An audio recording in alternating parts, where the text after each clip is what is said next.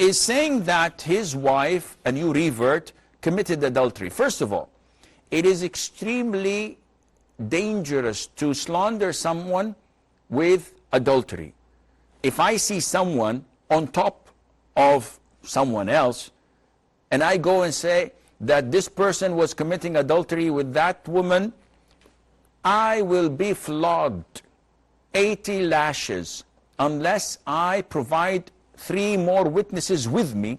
So we would be 4 witnesses, not seeing something over something, seeing the actual process, and not vivid description, but rather a clear description of the whole thing that has no way of doubting it. Hugging and kissing is not considered. So this is for normal people. A husband is different.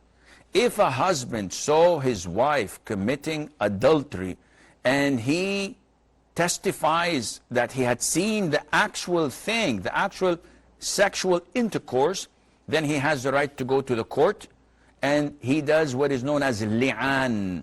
And this is a process to protect a person's lineage.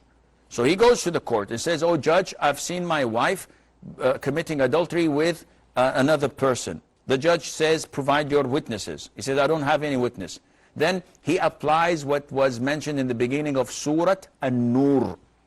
He has to testify 4 times, by Allah, he swears, by Allah, that I have seen her commit adultery. And the 5th time he says, "And may Allah Azza wa Jal curse me if I was lying." The woman, the judge goes to the woman and says, "Look what your husband said. Now, in your defense," the judge doesn't accept this and implement the punishment. He asks the woman for defense. And this is the beauty of Islam. So her defense is her word against his. So she swears 4 times, by Allah, that he is lying. By Allah, he's lying. By Allah, he's lying. And the 5th, she says, "May Allah's anger." Now, he said, "May Allah's curse be upon me." Hers is, "May Allah's anger be upon me," if he was telling the truth. And by this, the judge separates them, and they go their separate way, and that is it. If she confesses, or she declines to swear by Allah that she did not do it, it is then for the judge only to implement the Islamic law of stoning.